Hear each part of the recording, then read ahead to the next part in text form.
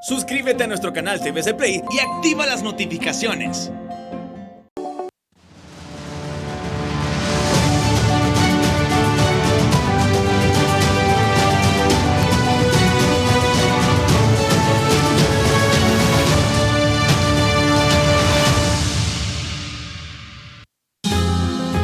Bienvenidos a Foros HRN-TSI. El tema de hoy: lecciones de las primarias en la consolidación del sistema democrático y electoral.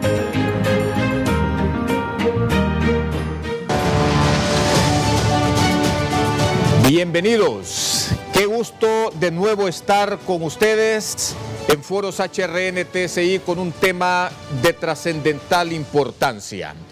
Las elecciones internas y primarias celebradas el 14 de marzo nos han dejado un sabor amargo y muchas lecciones que nos mueven a preocupación. Ha sido un proceso errático al que fuerzas internas y externas colocaron zancadillas para sembrar las dudas sobre su legitimidad, una consulta que no fue bien gestionada por el recién creado Consejo Nacional Electoral y un ejercicio que ha dejado resquebrajada nuestra democracia. De las justas recién pasadas se desprenden muchas verdades. Una de tales es que los mismos políticos, tanto los que dirigen las instituciones electorales como los líderes y dirigentes de los partidos en contienda, han demostrado ser los principales gestores del desprestigio en el que cayó la consulta en las urnas. Lo que tenemos ahora es un pugilato entre los que se han declarado vencedores y aquellos que aseguran haber sido víctimas de las prácticas fraudulentas en las mesas electorales. Estamos frente a posturas irreconciliables aparentemente entre los que exigen que vuelvan a ser contrastadas las actas o que el proceso se dé como anulado, y los precandidatos que aseveran que todo está escrito y que no hay marcha atrás en los resultados que les favorecen.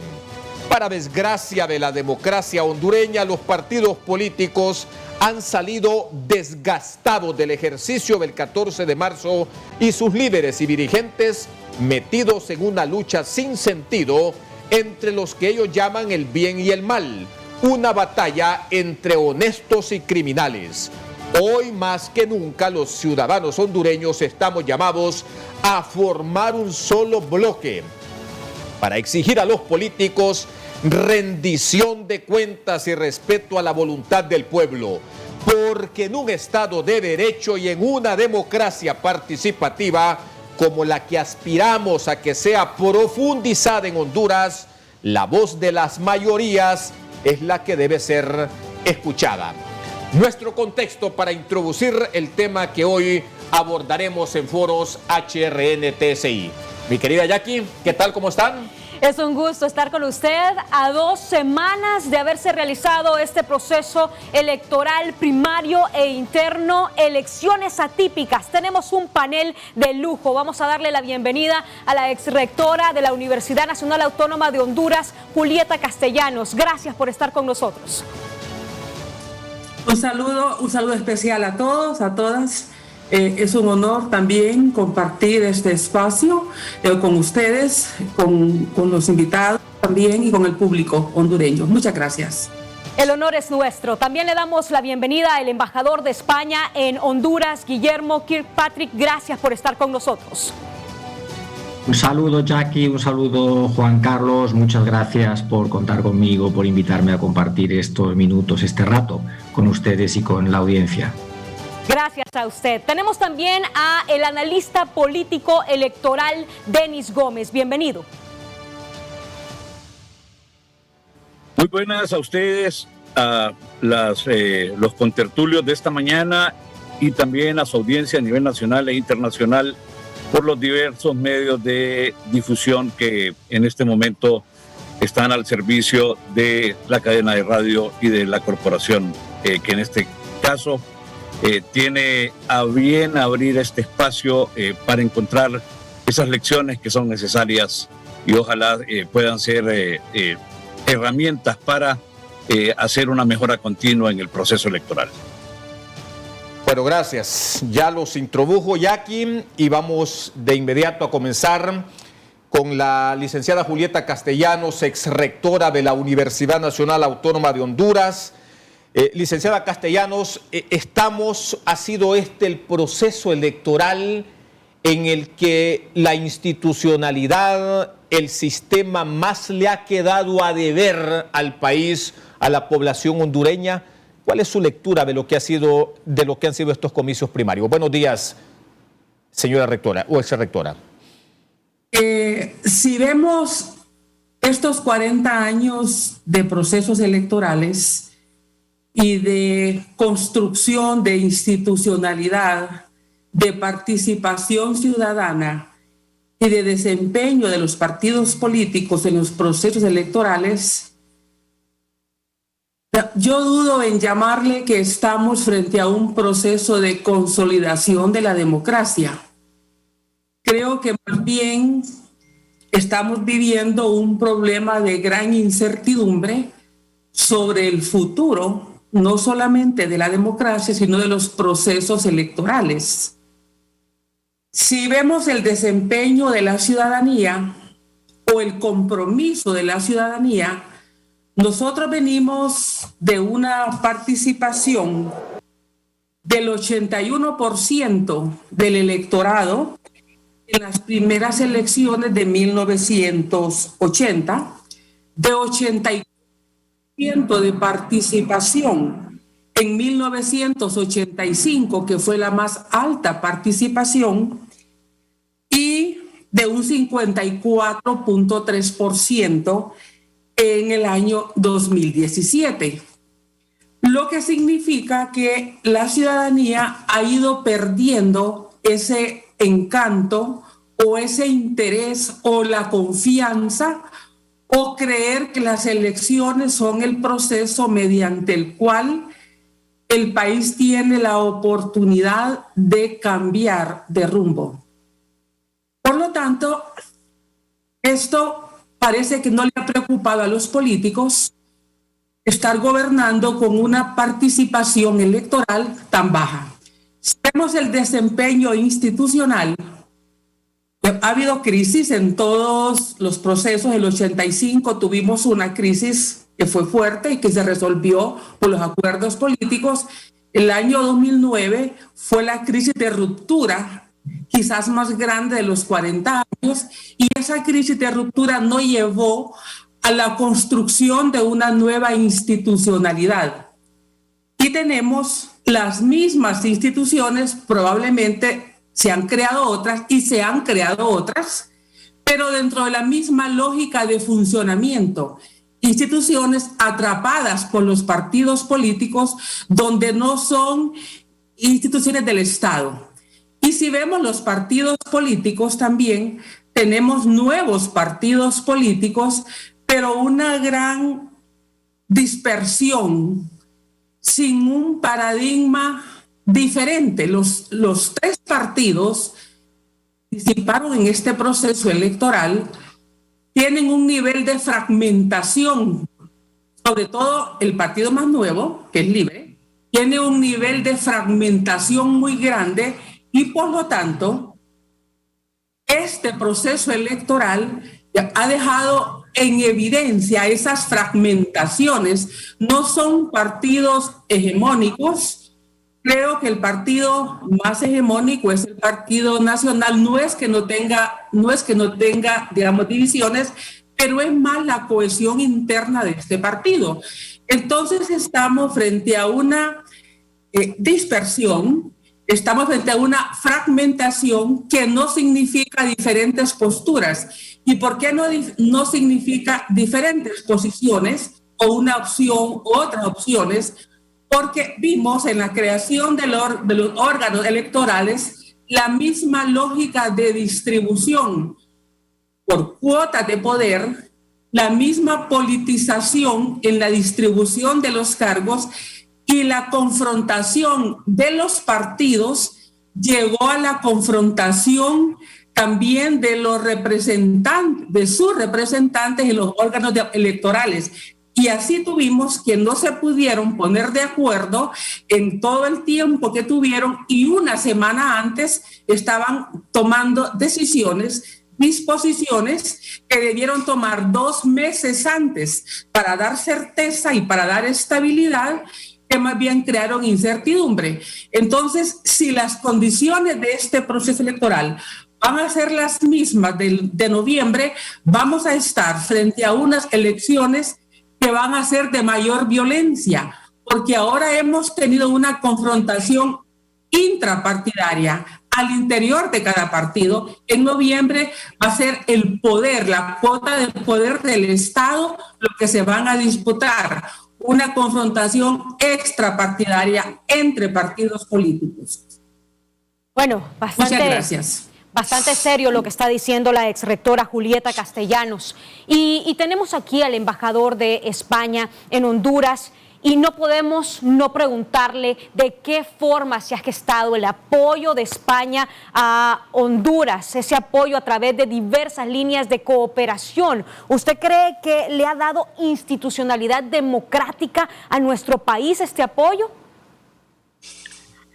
Muchas gracias. Bueno, quiero saludar también a los compañeros de panel, a los que no tuve ocasión de saludar antes, a don Denis Gómez y doña Julieta Castellanos. Es un honor compartir con ustedes este panel. Yo no sé si voy a aburrir un poquito a la audiencia, porque, claro, los embajadores, como ustedes saben muy bien, tenemos una limitación en las cosas que podemos hacer y decir.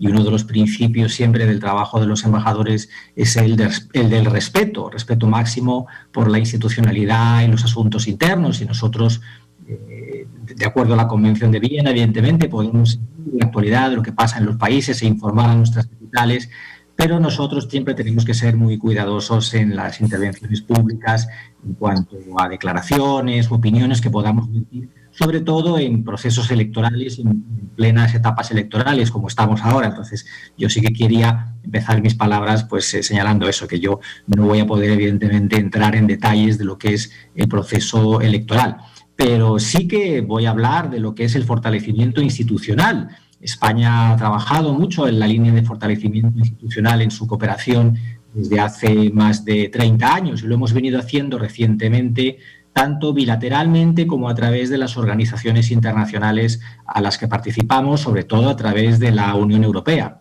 Bilateralmente, precisamente a finales del año pasado, hemos renovado el marco de asociación país. El marco de asociación país es la planificación para los próximos 4 años de la cooperación bilateral española en cada uno de los países, y en este caso en Honduras. Y en el marco de asociación país, que va a ir hasta el año 2023, la promoción del Estado de Derecho y de la gobernabilidad democrática es una de las principales prioridades. Se trata de poner el énfasis en trabajar en el fortalecimiento de las instituciones públicas hondureñas con objeto de mejorar la transparencia y la rendición de cuentas.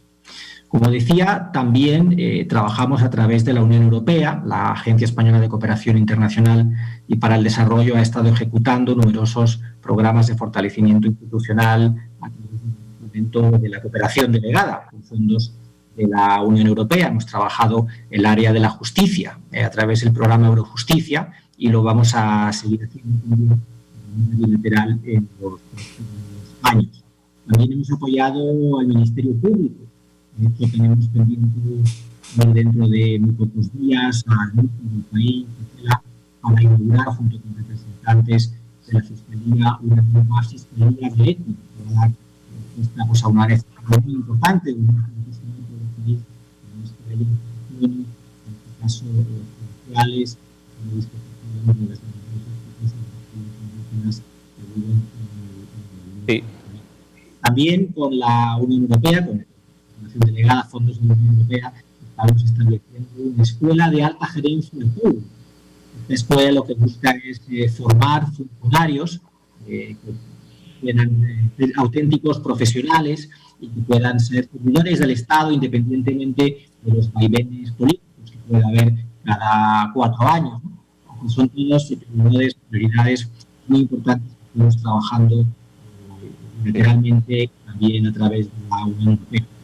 En tema electoral, España ha aprobado muy recientemente un programa de asistencia electoral de cooperación y estamos también al habla con el Perú, con la de Naciones Unidas, para elaborar una serie de proyectos que podemos ejecutar a lo largo de los próximos años en el electoral. Pero muchas veces lo que pasa es que la cooperación pues siempre trabaja... Embajador, trata de dar respuesta...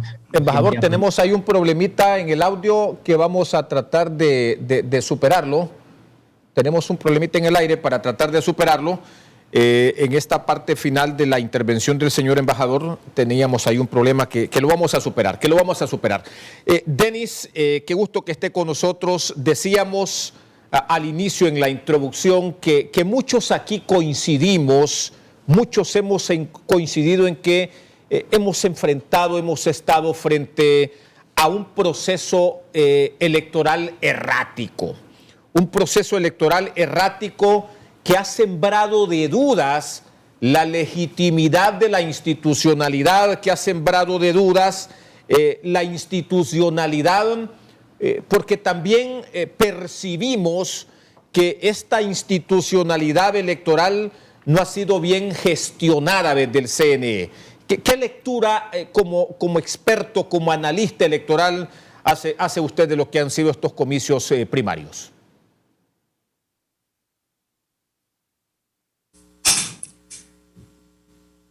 Denis, tenemos cerrado el micrófono, Denis.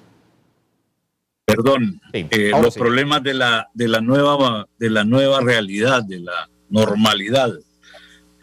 Decía Juan Carlos que coincido plenamente con la introducción en el tema de que ha dejado preocupación por lo errático que ha significado, por las dudas, por el resquebrajamiento que siempre ha significado las elecciones primarias en el país, de los partidos políticos que obviamente acceden a la misma por la competencia interna, y ahora sobredimensionado tal vez por esta situación de pugilato exacerbada, por esa situación inédita, por esa situación también que cada 4 años decimos atípica. Obviamente de cada 4 años las condiciones son diferentes, ahora agravado por el tema de la pandemia, pero de igual exacerbado en el tema de la denuncia de helio electoral, que no es más que inflar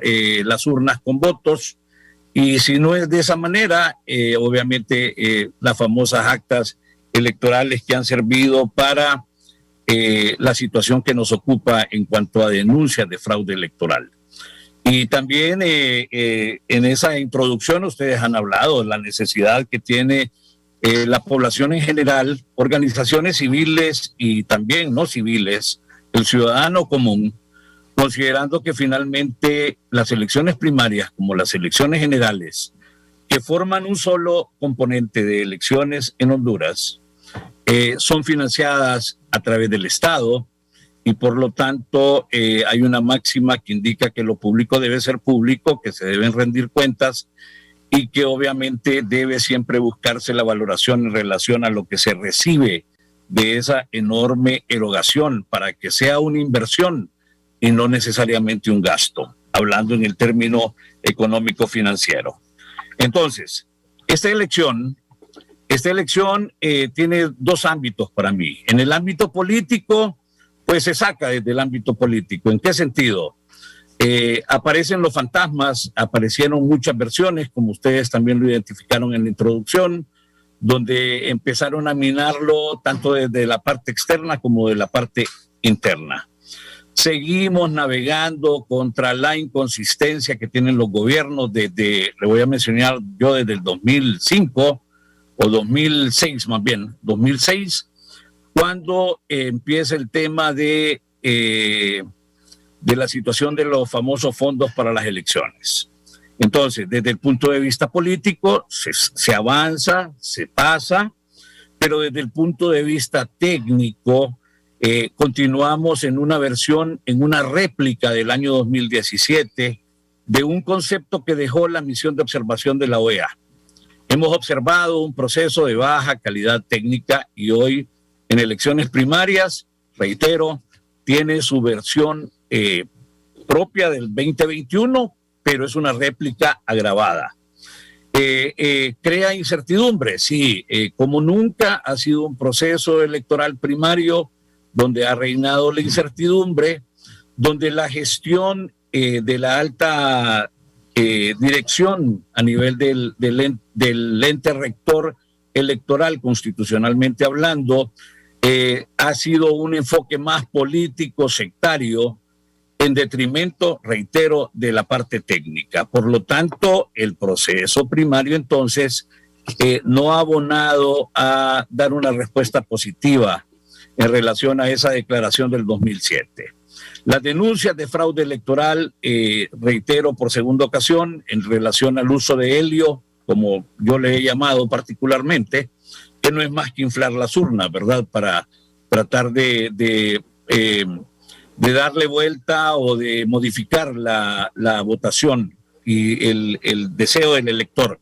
Y que dicho sea de paso, cierro acá, esa es una mala práctica que ha sido histórica. Doña Julieta ha sido una relación de los 40 años de la baja participación y en esta no nos ha dejado tampoco esas denuncias de fraude electoral que inician en la mesa electoral receptora y que pretenden imponerla los 86 votos en el Congreso Nacional, diciendo que estos tres partidos que hoy están enmarañados en este asunto son los que pretenden también cuidar la elección general, de lo cual ya tenemos que dar señales de alerta porque eso no se puede definitivamente permitir.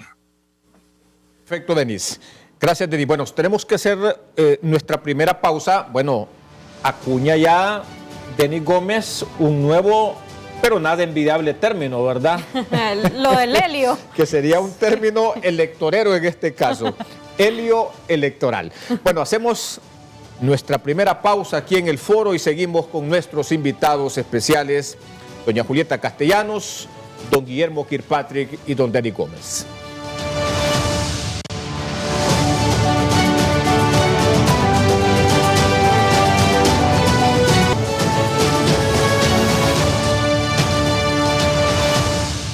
Bueno, muchísimas gracias por seguir con nosotros. Estamos en el foro Lecciones de las primarias en consolidación del sistema democrático y electoral. Y no podemos no preguntarle a la rectora, exrectora Julieta Castellanos, ¿en qué fallamos? ¿En qué falló la institucionalidad electoral? ¿Cuál fue ese talón de Aquiles, exrectora? Bueno, yo creo que hay una falla de origen, de nacimiento, y es que los órganos electorales estén representados los partidos políticos y que sean ellos los que estén decidiendo el desarrollo, la administración y la supervisión de los procesos electorales. Cuando solo habían dos partidos y dos partidos conservadores o con alas conservadoras muy fuertes, obviamente que habían muchas coincidencias entre ellos, no había confrontación y por lo tanto los acuerdos eran más fáciles. Si recordamos la crisis del año 1985, se logra con acuerdos políticos. Y creo que inclusive las denuncias de irregularidades de fraude eran resueltas de una manera más silenciosa. Pero pasa muchos años y esa estructura institucional sigue funcionando bajo la misma lógica y en este sentido el Tribunal Supremo Electoral en aquel momento y ahora Consejo Nacional Electoral sigue estando bajo la misma lógica de conducción. Algunos creen que el problema era que Libre no tenía representantes y que ese había sido el problema del año 2017. Y por eso vimos a un partido político luchar bastante fuerte por tener su representante. Y se creía que eso resolvería la confianza. Sin embargo, no solamente no se resuelve el problema de la confianza y la eficiencia, porque son dos cosas. Se puede ser eficiente y y no tener confianza. Pero en este caso son ambas cosas: la ineficiencia de los órganos electorales y la desconfianza. La ineficiencia se ve en el hecho de que pasó el tiempo y no habían tomado las decisiones que dieran certeza. El conteo rápido fue una de las cosas que no se decidió. El tema, pero no solamente fue el Consejo Electoral, fue también el Registro Nacional de las Personas, que había tenido un desempeño bastante aceptable, por lo menos desde mi perspectiva. Yo creo que vimos a los 3 magistrados, digamos, trabajar de una forma mucho más cohesionada que vimos al Consejo Electoral. Sin embargo, en la última etapa del proceso, el Registro Nacional de las Personas dio evidencia de no haber tenido un plan de distribución de las identidades. Y vimos también entonces cómo 2 días antes todavía estaban decidiendo dónde eran los centros de distribución de la tarjeta de identidad. Y sigo llamando tarjeta de identidad porque no le quiero llamar DNI, porque en este país el DNI fue una institución represora del Estado que desapareció más de 180 ciudadanos hondureños y centroamericanos. Y es una pena que se esté usando DNI cuando fue una estructura criminal de este país, en vez de seguirle llamando tarjeta de identidad. Por lo tanto, vimos que la noche antes de las elecciones decidieron entregar en la universidad pedagógica, cuando pudieron haber utilizado las universidades públicas. Probablemente otras universidades privadas hubieran prestado sus sedes para hacerlo. Entonces, los partidos políticos en esencia son responsables porque ellos no decidieron en el Congreso una nueva ley electoral y porque ellos colocaron ahí a sus representantes para que fueran a defender al partido, para que fueran a garantizar que su partido tuviera las mejores condiciones, pero no lo vieron como un tema de Estado. Eso viene desde las primeras elecciones en 1980 y se mantiene. No tienen interés los partidos políticos en dejar que se fortalezca una institución del Estado porque siguen viéndola como su institución. Bueno, en 2017, recordamos, la Unión Europea, los países de la Unión Europea fueron garantes en observación de los comicios generales de aquel entonces. En estas primarias no ha ocurrido lo mismo, pero yo quisiera con el embajador Kirkpatrick recordar cómo fue ese proceso de observación. Y bueno, España como miembro de la Unión Europea pues participó de ese proceso de observación de aquellas elecciones generales. ¿Qué lecciones, embajador Kirkpatrick, piensa usted que se pueden extraer de aquella observación, de esa observación? Sí, efectivamente, en el 2017 hubo aquí una gran misión de observación electoral de la Unión Europea. Me acuerdo que yo estaba recién llegado, estoy ya en mi 4º año de destino y además con ocasión de esa misión y de las diferentes reuniones que se mantuvieron tuve el gusto de conocer a Denis Gómez por primera vez, o sea que somos amigos entonces desde aquella época. Las misiones de observación electoral, yo entiendo que a veces es difícil entender exactamente cuál es su misión y cuál es su mandato. Esa palabra, por ejemplo, Juan Carlos, que usted ha pronunciado de garantes,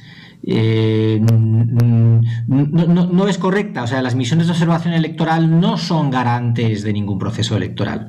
Los que son garantes de los procesos electorales son las propias instituciones del país. Las misiones de observación electoral vienen invitadas por el gobierno, en este caso el gobierno de Honduras, con un mandato, un acuerdo negociado de qué pueden hacer y qué no pueden hacer, y analizan y observan el proceso electoral y después hacen una serie de recomendaciones técnicas. Entre esas recomendaciones técnicas que se hicieron en el 2017 estaba la de reformar el Registro Nacional de las Personas, la de hacer un nuevo censo y en su caso emitir una nueva tarjeta de identidad. Bueno, yo creo que eso, a pesar de las dudas o sombras que pueda haber, eso hay que ponerlo como un clic en el haber de lo que se ha hecho en Honduras desde el año 2017. Al margen del nombre que se le quiera dar a la tarjeta, esa nueva tarjeta, ese nuevo documento nacional de identificación, coloca a Honduras en la vanguardia de los países, no solo a nivel regional, sino a nivel mundial. Van a tener los hondureños y las hondureñas una tarjeta de identificación que les va a permitir no solamente su identificación, valga la redundancia, sino acceder a toda una serie de servicios de democracia participativa, de democracia online, de gestión de lo público, como hay en otros países, sobre todo mucho en países europeos. Otras de las recomendaciones de la misión de observación electoral eran también la de mejoras en la administración de justicia electoral. Y se han aprobado nuevos órganos, un tribunal de justicia electoral, se han separado lo que es la administración de los procesos electorales de la vía de la justicia electoral, ¿no? Lo cual también es considerado un avance, ¿no? Entonces, estas recomendaciones de la misión de observación electoral de la Unión Europea fueron tomadas y fueron seguidas y nos alegramos, ¿no? Los europeos y los Estados miembros de la Unión Europea de que así haya sido. Hay otras en las que todavía hay que trabajar. Una de ellas era perfeccionar el sistema para la alternancia y la paridad de género en las listas electorales. Nos consta que esto era uno de los propósitos de los congresistas cuando elaboraron el proyecto de la nueva ley electoral y que si esa ley electoral hubiera estado en vigor en este momento, o cuando esa ley electoral esté en vigor la próxima vez, se va a fortalecer ese principio de paridad y de alternancia de género en las listas electorales. Yo creo que el tema de la ley electoral, que probablemente va a salir más adelante a lo largo de este foro, es una cuestión que, vista desde la óptica de la comunidad internacional, hay un amplio consenso a nivel técnico, pero entre los partidos políticos, de que esa ley es necesaria y de que esa nueva ley va a introducir una serie de mejoras para perfeccionar los procesos electorales. Entendemos que está el tema pendiente de una decisión política y desde luego esperamos que a lo largo de las próximas semanas, antes de la fecha de convocatoria de las elecciones generales, los partidos políticos puedan ponerse de acuerdo para aprobar esa nueva ley electoral. Por último, decir que las misiones de observación electoral de la Unión Europea son programadas de manera anual, cada ciclo electoral. Ojalá pueda venir una misión de aquí a las próximas elecciones. No voy a ser yo el que hable sobre el procedimiento ni nada, todo eso es competencia de mi buen amigo el embajador de la Unión Europea, Jaume Segura, pero sí decir que España apoyaría y vería con muy buenos ojos que pudiera la Unión Europea estar observando el proceso electoral de las elecciones generales, presidenciales y el Congreso de los Diputados y locales también de noviembre de este año. Bueno, y hace unos minutos la exrectora Julieta Castellanos ha dicho que el talón de Aquiles en estas elecciones primarias son los mismos políticos. En las últimas horas el obispo Garachana ha dicho que las elecciones primarias reflejan que no se quiere luchar contra la corrupción. ¿Opina usted lo mismo, Denis Gómez? Jackie, primero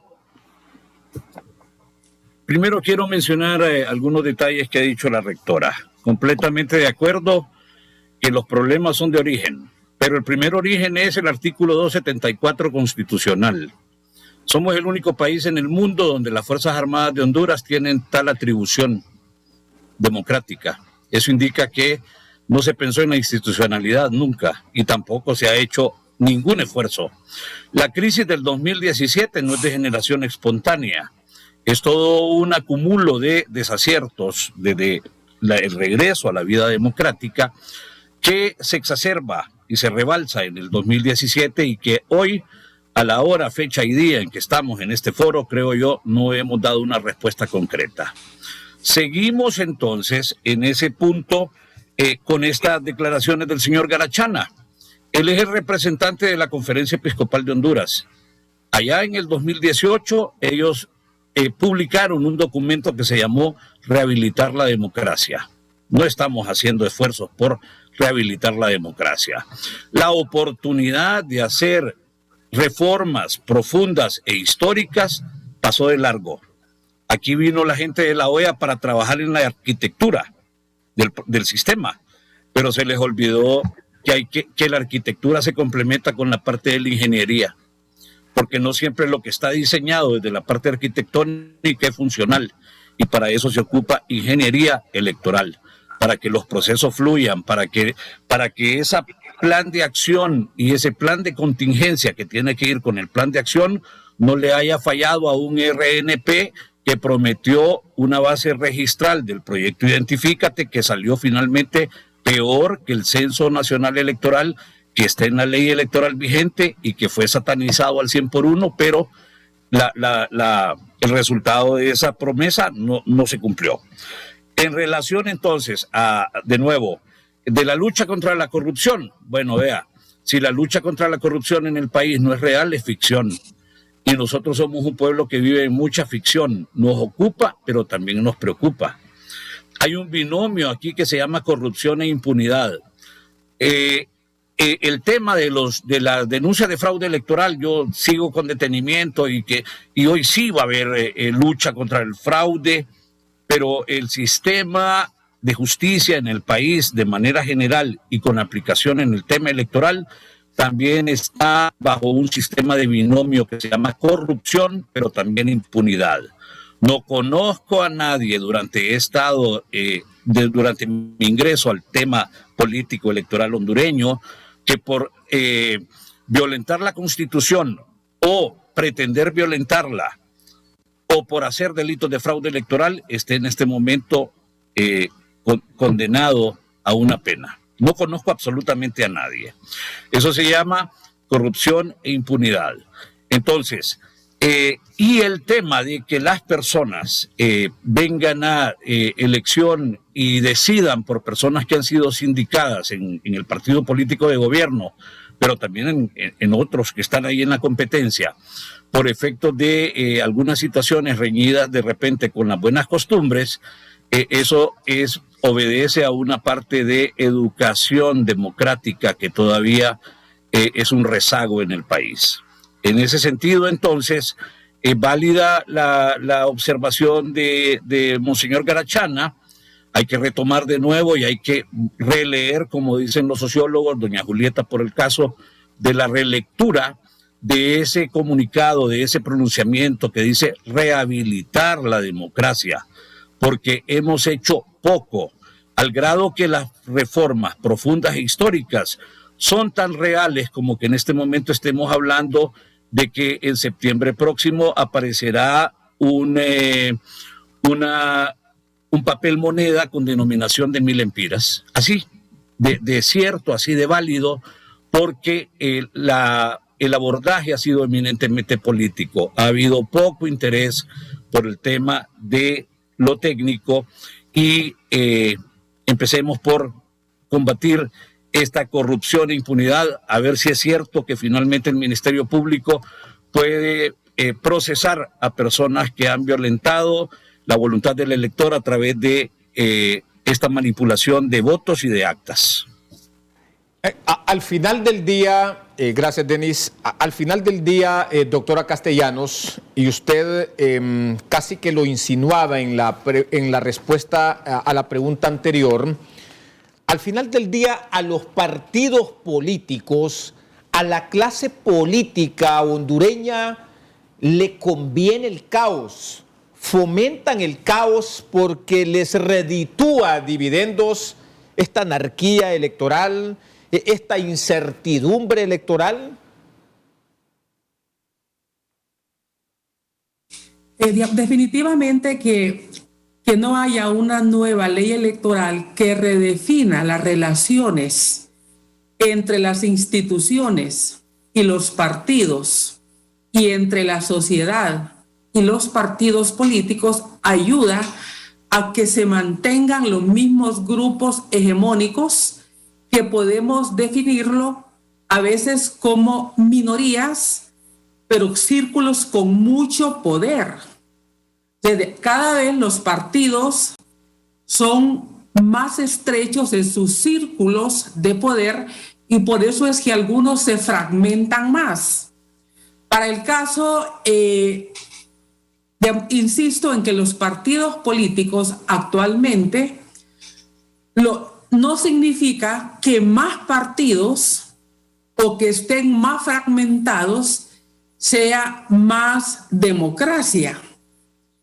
Y ese es el conflicto que estamos viendo, pero a las corrientes hegemónicas de los partidos políticos no les interesa que haya cambios, porque si hubiesen cambios estarían poniendo en riesgo su continuidad como grupo hegemónico dentro del partido.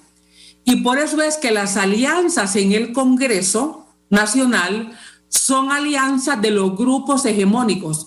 Nosotros yo al menos me sentía muy esperanzada con el diálogo que se estaba llevando en Naciones Unidas de los partidos políticos, porque ahí estaban llegando todos los grupos partidarios a Naciones Unidas.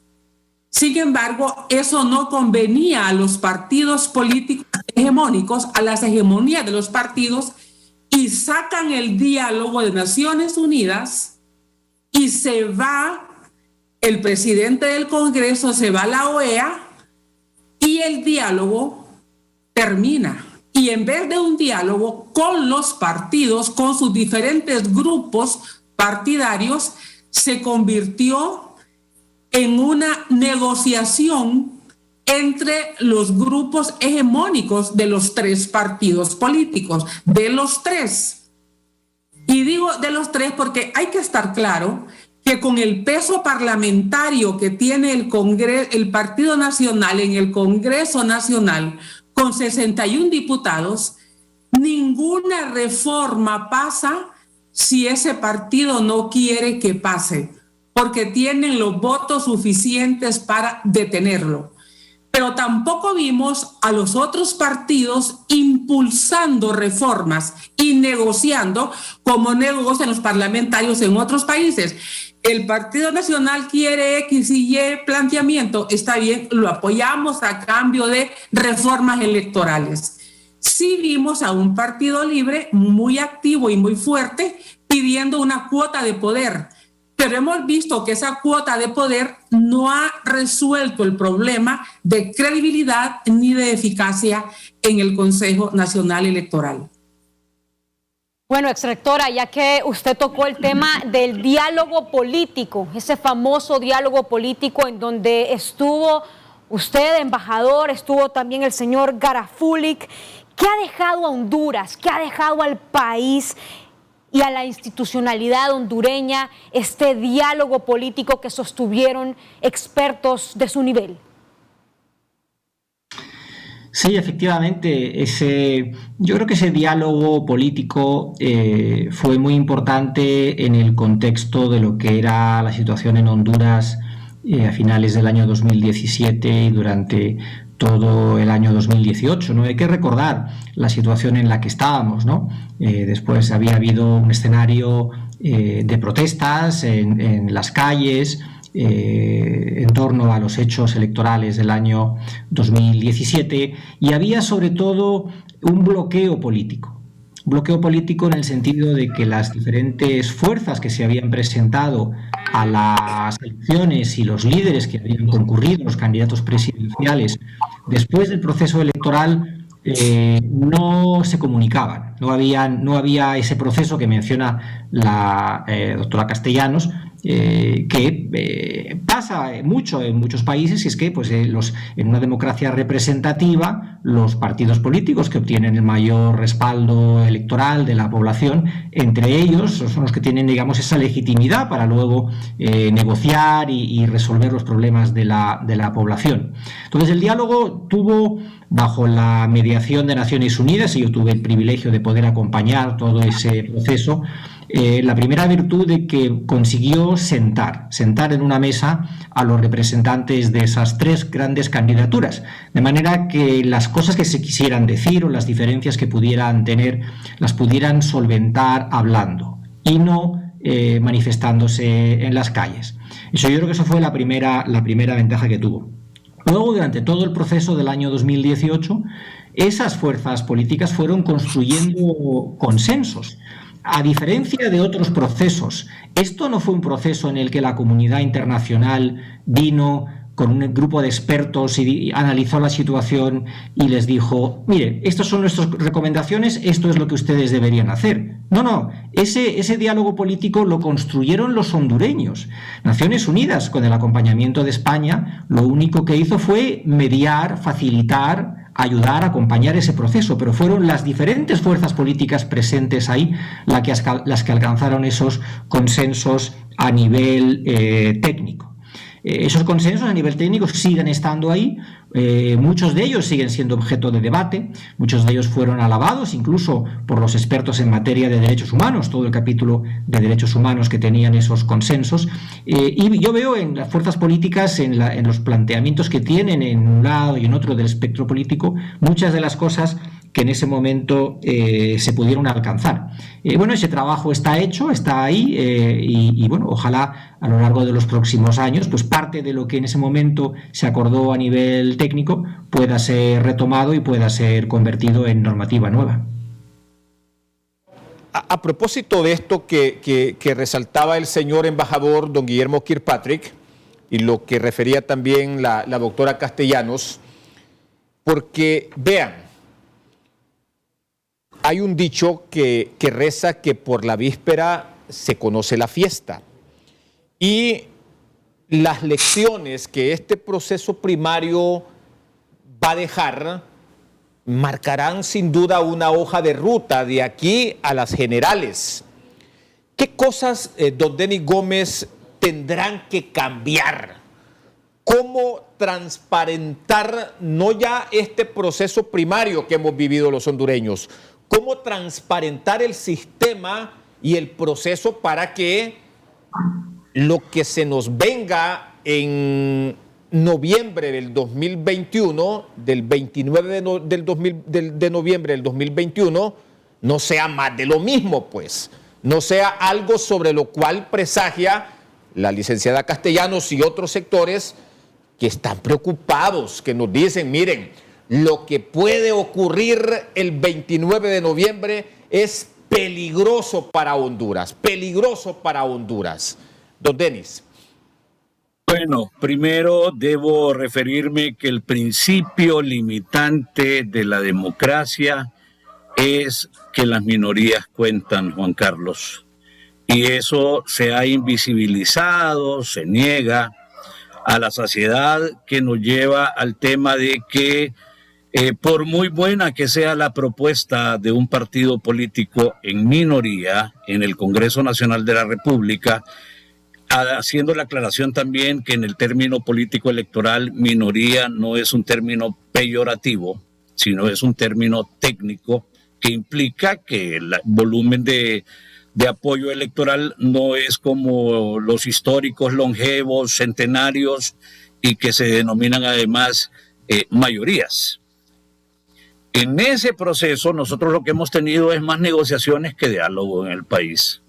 Yo no creo que existan verdaderos esfuerzos internos, nacionales, locales, de buscar diálogo. El diálogo pasa por dos cosas: darnos cuenta de ponernos de acuerdo en lo que no estemos de acuerdo, como principios generales, y el segundo es de orden administrativo. Si en esta reunión todos estamos pensando igual, tenemos un serio problema, y el problema es que nadie está pensando. La unidad del país no es igual a uniformidad de pensamiento, tiene que ver, la unidad tiene que ser en propósito y bajo estos dos conceptos que he mencionado. El tema entonces, reitero por segunda ocasión, principio limitante de las mayorías en la democracia es que las minorías cuentan. Y mientras sigamos negando ese principio, vamos a seguir patinando, como dicen popularmente, en el mismo fango. En el punto de lo que debe de cambiar, por supuesto, a mí me agradan los adagios porque no son técnicos, no son científicos, no son académicos, pero siempre dicen una gran verdad. Los primeros factores externos, cuando usted acude a la comisión especial de esta nueva ley electoral, salen y dicen, bueno, miren, nosotros vamos a tener estas recomendaciones y después vamos a ir a pedir permiso allá arriba. Hay un grupo selecto de personas que toman decisiones en el país y en materia política electoral también, y no me pidan nombres porque no los voy a dar, pero todos, más o menos los que tenemos un buen tiempo aquí en el país, sabemos a qué figuras rutilantes nos estamos refiriendo.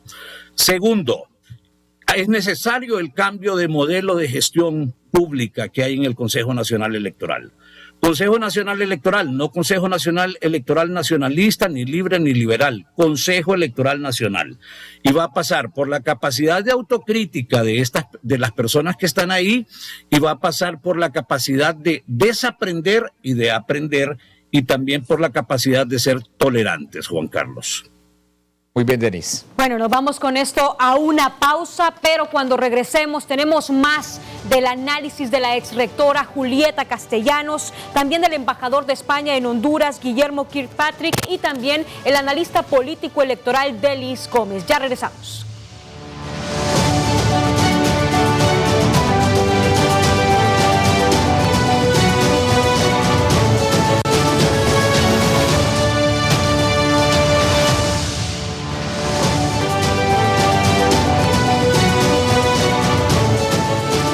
Muchísimas gracias por estar con nosotros en Foros HRN TSI, lecciones de las primarias en consolidación del sistema democrático y electoral. Exrectora Julieta Castellanos, ¿hubiesen cambiado las cosas si los diputados del Congreso Nacional hubieran aprobado ya esa nueva ley electoral? ¿Cambiarían las cosas si tenemos una segunda vuelta?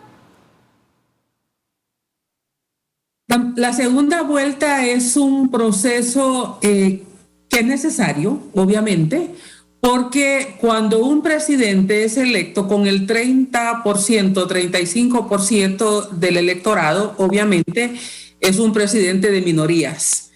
Pero aprobar la segunda vuelta no significa que los problemas de la manipulación política de los órganos electorales se hubiese dejado de dar.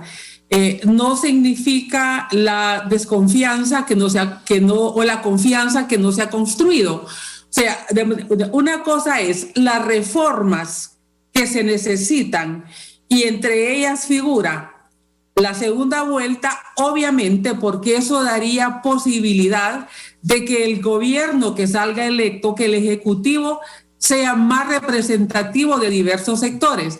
Pero además se requiere que las mesas electorales no sean dirigidas y administradas por los partidos políticos.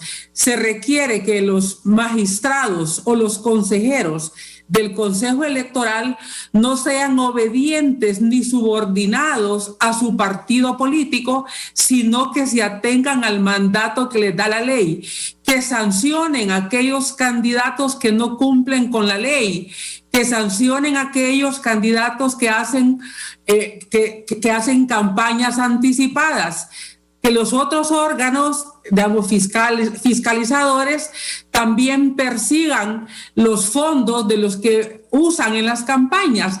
Entonces, no solamente es la segunda vuelta la que se necesita que se fortalezcan los órganos electorales, y quienes integran estos órganos no sean subordinados a el dueño de los partidos, sino que sean funcionarios del Estado de Honduras, garantes de la democracia. Sí. Hace un tiempo atrás, cuando tuvimos acá en los estudios y en el foro al señor embajador de la Unión Europea, hablábamos justamente, señor embajador Kirkpatrick, de todos los programas de cooperación y asistencia que la Unión Europea y los países que conforman la Unión Europea, los países cooperantes, le han dado al fortalecimiento institucional de Honduras, al sistema democrático. Y cuando nos aclaraba también el señor embajador de la Unión Europea que en ningún momento el tema de la segunda vuelta electoral había sido propuesto en el marco también de aquellas recomendaciones que hizo la Unión Europea y que hicieron los países, insisto, que conforman la Unión Europea. ¿De qué otra forma y de qué manera, le pregunto, señor embajador Kirkpatrick, pueden los países cooperantes, puede la Unión Europea y países cooperantes como España apoyar y seguir fortaleciendo la institucionalidad democrática de Honduras? Sí, yo secundo absolutamente lo que dijo el embajador de la Unión Europea. Las reformas que se hagan, la posibilidad de adoptar o no una segunda vuelta electoral es un asunto que tienen que decidir los hondureños, ¿no? Yo, por mi experiencia diplomática, este es mi 7º destino en el extranjero, he estado en diferentes países, algunos con sistemas electorales de una manera o de otra, algunos con segunda vuelta, otros sin segunda vuelta. Yo sí que voy a decir que la segunda vuelta per se no arregla nada, porque hay países donde hay una segunda vuelta y están debatiendo eliminarla. Entonces, eso es normalmente, en cada país siempre uno tiende a pensar que lo que no hay, lo que hay en el país vecino va a ser mejor, pero a veces cuando lo adoptan se dan cuenta de que no resuelve los problemas y entonces piensan en dar marcha atrás, ¿no? Entonces, esto lo que quiere decir es que temas como el de la segunda vuelta es una decisión que hay que tomar teniendo en cuenta las particularidades de cada país en cada momento histórico y siempre con un amplio consenso por parte de todas las fuerzas políticas. Nosotros, como comunidad internacional, a lo que estamos es a acompañar, apoyar a los países, en este caso Honduras, en sus procesos de desarrollo.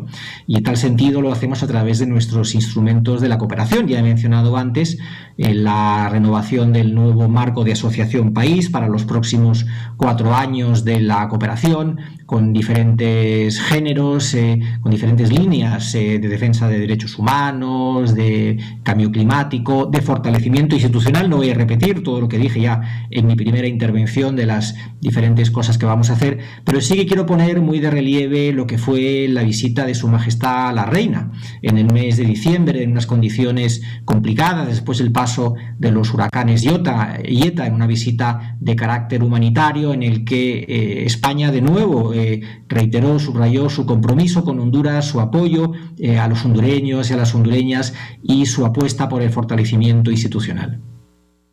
Bueno, y si hablamos, embajador, de reformas electorales, mismas que deberán ser discutidas en los próximos días en el Congreso Nacional, hablan de despolitizar el Consejo Nacional Electoral, las mesas ciudadanas, ciudadanización de mesas. ¿Qué se debe tener? ¿Cuáles deben ser esas reformas que debe hacer el Congreso Nacional para transparentar los procesos electorales, don Denis Gómez? Bien, Jackie. Celebramos la posición de la cooperación internacional, como dicen los señores de la OEA, ¿verdad? Porque la cooperación internacional debe verse en su función de órtesis y no de prótesis, porque son cosas muy diferentes. En ese sentido, entonces, lo que inmediatamente debe hacer el Congreso Nacional de la República en ese 1/4 de ley que queda pendiente por aprobar, entendiendo lo siguiente también: la ley por sí misma no tiene poderes mágicos y va a ocupar el compromiso de los funcionarios del Estado, no representantes de partidos políticos. Ese es un reto que hay que vencer. Y en ese punto, entonces, necesitamos que exista una revisión de la mesa electoral receptora inmediatamente. El proyecto de ley asume que el Partido Nacional, el Liberal y Libre, van a ser los encargados, los garantes de la democracia en el proceso general próximo de noviembre. Los partidos políticos que no están en esa función electoral en este momento, en la administración, ni como propietarios ni como suplentes, han dicho: ciudadanicemos la mesa. Denis Gómez asistiendo al proceso como un ciudadano. Primero soy ciudadano y probablemente después soy miembro de un partido político. Y digo probablemente después, Jackie, porque 4 a 5 de cada 10 hondureños en este momento no tienen partido político, no son afectos a ningún partido político, menos activistas de partidos políticos. El otro tema entonces que hay que, ese es un tema toral, y pues lamentablemente el tema de la segunda vuelta, como es un tema constitucional, puede aparecer en la ley, pero no debe aparecer en la ley, porque la ley es una de segunda instancia, es de una ley secundaria. El tema de la famosa segunda vuelta es un tema que tiene que verse con una reforma constitucional y eventualmente en el futuro ojalá no lo judicialicen como el tema famoso de la reelección, que no existe pero está. Okay. Doctora Castellanos, yo quisiera retomar algo que lo conversábamos minutos atrás, cuando pues hablábamos de la mediación. El señor embajador es bien cauteloso en no decir intervención, ¿verdad? Intervención de la Unión Europea, de los países cooperantes. Y en efecto, no pueden intervenir en este tipo de asuntos los países cooperantes, la comunidad internacional, el Reino y Gobierno de España, ni la Unión Europea, ni Naciones Unidas. Pero yo le pregunto, ¿puede por sí sola, por sí misma, esta clase política nuestra salir del atolladero en el que nos han metido, en el que han metido al país? ¿O aquí, doctora Castellanos, será necesaria de todas formas esa intervención de la comunidad internacional para que podamos de alguna otra forma recuperar para este sistema la confianza que se ha perdido? Yo considero que los grupos de poder dentro de cada partido político están haciendo todo para seguir sobreviviendo. Están actuando para prolongar su existencia como grupos hegemónicos y van a seguir haciendo eso hasta donde sea posible, independientemente de las crisis, independientemente de la inestabilidad. Mientras no surjan al interior de los partidos políticos los nuevos sectores de relevo ético, de relevo generacional, de relevo paradigmático y político, esos grupos de poder que hay en el Partido Nacional muy extendido, ahí todos se parecen. En el Partido Libre estamos viendo al menos 3 grupos, pero uno es el fuerte, el que está aglutinado en torno a la corriente que hoy se presume que es la que va ganando en las primarias y que tiene que ver con un grupo parlamentario que es el que predomina, y en el Partido Libre, que es donde vemos la mayor desagregación. Pero las cúpulas de los 3 partidos, todos se parecen, todos tienen cosas en común: protegerse del combate a la corrupción, seguir en el poder, tener una cuota de poder importante que les permita ser los que toman decisiones. No quieren renunciar a ese cacicazgo, y el Consejo Electoral está condicionando y favoreciendo que esos grupos se consoliden. Por lo tanto, mientras no surjan las nuevas corrientes políticas dentro de los partidos o fuera, vamos a seguir igual y los partidos van a seguir haciendo todo lo que puedan para sobrevivir. Bueno, embajador, y mire que las elecciones presidenciales generales van a coincidir con el bicentenario de la independencia en Honduras. ¿Cómo está apoyando España esta conmemoración? Efectivamente, es un año muy importante, el bicentenario de la independencia de las repúblicas centroamericanas. Es un proceso que el gobierno de España desde el primer momento le ha dicho al gobierno de Honduras y al comité que está organizándolo que estamos encantados de poder apoyar y de organizar, ¿no? Se trata de hacer una conmemoración que permita poner de relieve lo que nos une y también de ver de qué manera podemos seguir trabajando juntos de cara al futuro. La semana pasada tuve el honor de ser invitado a los actos de lanzamiento de la conmemoración del Bicentenario en esa hermosa ciudad de Comayagua, la antigua capital de Honduras, y ahí estaban varios representantes del comité presidido por el profesor Juan Ramón Martínez, también director de la Academia Hondureña de la Lengua, y con el que nos hemos reunido en numerosas ocasiones para ver de qué podemos realizar, ¿no? Estamos preparando un programa cultural con varias exposiciones, tanto de arte contemporáneo como de arte de la época de la independencia, en el Centro Cultural de España, en diferentes zonas de Tegucigalpa, y también ese bicentenario va a ser llevado a España para que los hondureños y las hondureñas que viven en España, que ya creo que según las últimas cifras son más de 120.000, pueden ser también partícipes de esos procesos. Efectivamente, el hecho de que el bicentenario se celebre en año electoral y en año de pandemia representa un reto que hay que superar a base de mucho esfuerzo. Y es que se nos ha presentado un año muy complicado, ¿no? Pensábamos que el año 2020, el año del inicio de la pandemia, era complicado, pero 2021 pues parece que también lo está siendo, ¿no? Otro tema del que no hemos hablado es el de las vacunas. Yo creo que una de las cosas muy importantes para que el proceso electoral de noviembre fluya bien es que se hayan hecho avances en cuanto al porcentaje de la población vacunada. Pero bueno, estoy seguro que más adelante a lo largo de este foro vamos a tener ocasión de tocar este tema. Así es. Bueno, a propósito de la conmemoración del bicentenario de la independencia de Honduras, y a propósito de que una aspiración es cómo independizamos a este sistema electoral nuestro, a este Consejo Nacional Electoral del bipartidismo, bueno, ahora es tripartidismo, ¿verdad? Pero del partidismo tradicional.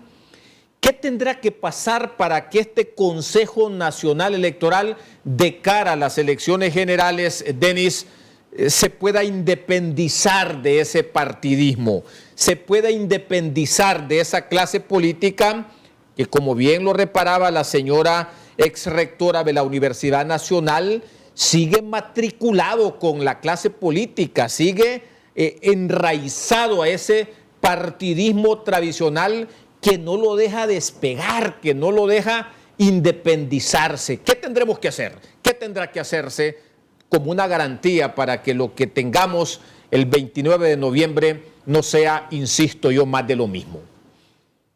Bueno, obviamente hay decisiones políticas que tomar primero, Juan Carlos. ¿Y por qué políticas? Porque todo lo electoral primeramente es político. Se decide en el Congreso Nacional de la República.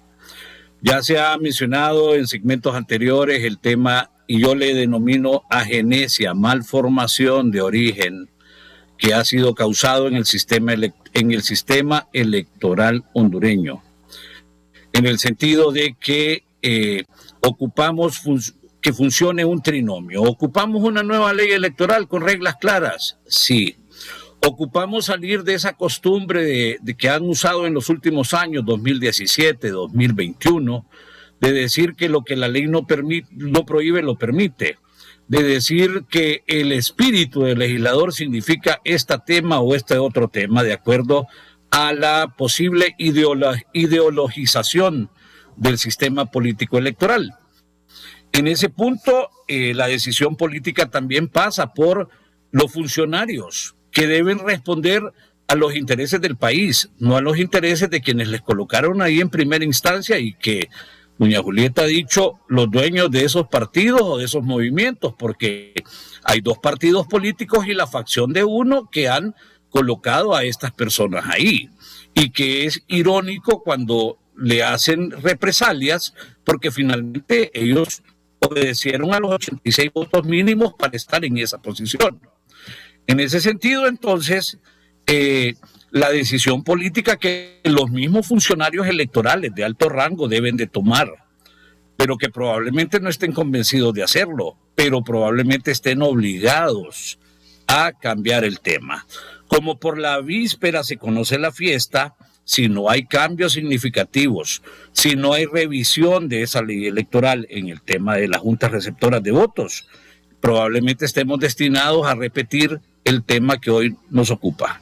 Gracias, Denis. Bueno, tenemos que hacer nuestro último corte.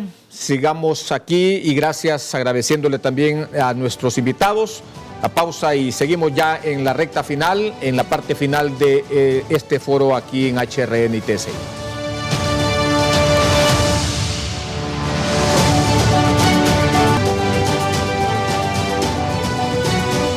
Bien, estamos en la recta final de foros HRN-TSI, lecciones de las primarias en consolidación del sistema democrático y electoral. Sus últimas palabras, exrectora Julieta Castellanos.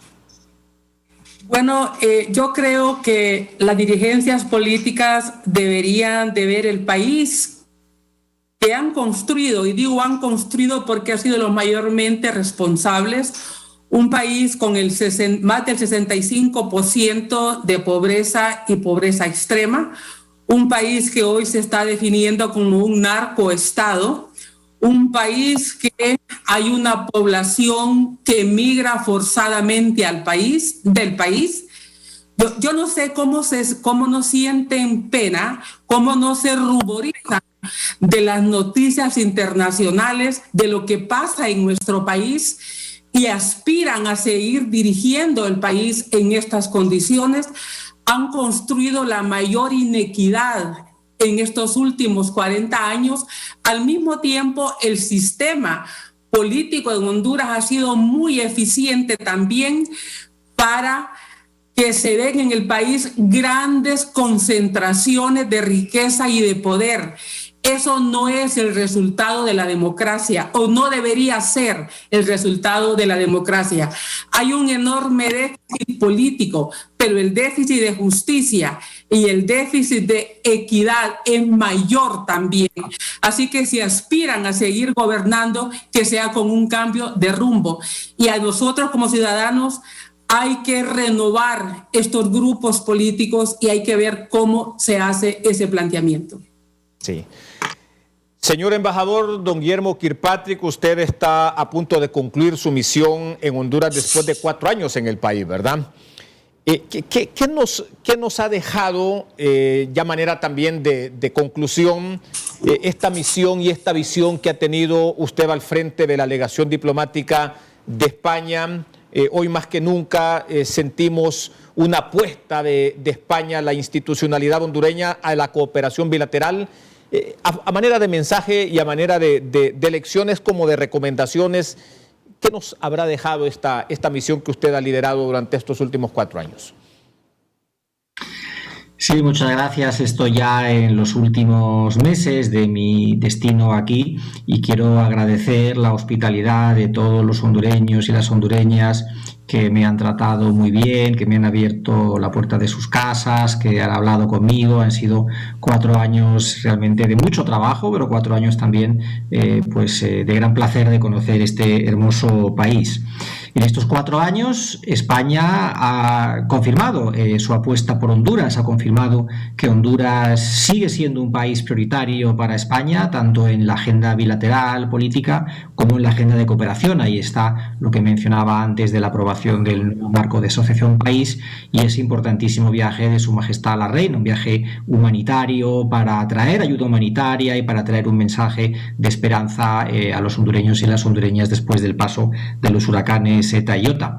Este foro ha tratado sobre los procesos electorales y a veces a mí me gusta tomar un poquito de perspectiva y recordar el contexto en el que tienen lugar los procesos electorales. Este proceso electoral está teniendo lugar en un contexto de pandemia que ha hecho que hay muchos procesos electorales que han sido aplazados en otros países del mundo, y hay que destacar que las elecciones primarias han tenido lugar y las elecciones generales también, con ese importante elemento que vamos a tener, que es la importancia de la vacuna. Así que yo quiero concluir mi intervención haciendo un mensaje a favor de que pronto puedan los mecanismos internacionales proveer todas las vacunas necesarias para que ese proceso electoral a finales de este año, en el mes de noviembre, pueda tener lugar en las mejores condiciones sanitarias, y reiterar para eso el apoyo y el compromiso del Gobierno de España. Muchas gracias. Gracias, embajador. Gracias, embajador. En el marco de la aprobación de una nueva ley electoral, ¿cuál sería el mensaje, don Denis Gómez, para la clase política que está en el Congreso Nacional? Bien, muy breve, en un minuto. No podemos ir con el mismo censo nacional electoral que se fue a primarias. Hay que depurarlo y hay que eventualmente, de manera preferencial, realizar una auditoría internacional que mejore la depuración de ese censo que se construyó a través de la base de registral de Identifícate y la base de actividad registral del RNP, que ya lo mencionó doña Julieta en una ocasión muy anterior. Segundo, no podemos esperar a que los que hoy han fracasado en la mesa electoral receptora sean los guardianes de la democracia en el 2021. Hay que hacer modificaciones a la conformación de la mesa electoral receptora. Tercero, hay que hacer un cambio a la gestión técnica que nos permita dar una respuesta afirmativa al informe de la OEA 2017, que dijo que observó un proceso electoral de baja calidad técnica y se replica hoy en el 2021 en la elección primaria. Y parafraseo a Woody Allen, el cineasta: aparece el mago y arregla el censo. El tercer acto del mago es cambia la mesa electoral receptora. El tercer acto del mago es hace reglas claras y definidas. Aparece el político y el primer acto del político es desaparecer al mago. Buen día. Los hondureños han perdido la esperanza de que el país puede cambiar de rumbo, y esto se manifiesta en los bajos niveles de participación en los procesos electorales. A nivel de conclusiones, las instituciones están atrapadas por los partidos políticos. Tenemos nuevos partidos, pero una gran dispersión y fragmentación. En noviembre podríamos estar frente a elecciones generales más violentas que la consulta interna y primaria del pasado 14 de marzo. Hay un pugilato exacerbado entre los partidos políticos por las denuncias de fraude. Esto porque seguimos navegando en las inconsistencias entre el manejo político y técnico de las elecciones. Como nunca antes, la consulta del pasado 14 de marzo ha sido un proceso en el cual ha reinado la incertidumbre, la ineficiencia y la desconfianza. Ha habido un enfoque político y sectario y contaminado por las denuncias de fraude, o lo que ha sido bautizado como helio electoral. Los partidos políticos son responsables porque no aprobaron a tiempo la nueva ley electoral. Es claro que no tienen interés en el fortalecimiento de las instituciones. La oportunidad para hacer reformas profundas electorales pasó de lejos. Las denuncias contra el fraude electoral están bajo un sistema de corrupción y de impunidad. Hay que rehabilitar la democracia. Hemos hecho poco para lograr ese objetivo. A las corrientes políticas hegemónicas no les interesa que haya cambios en los partidos políticos. El diálogo político es importante en una democracia representativa. La construcción de consensos es esencial.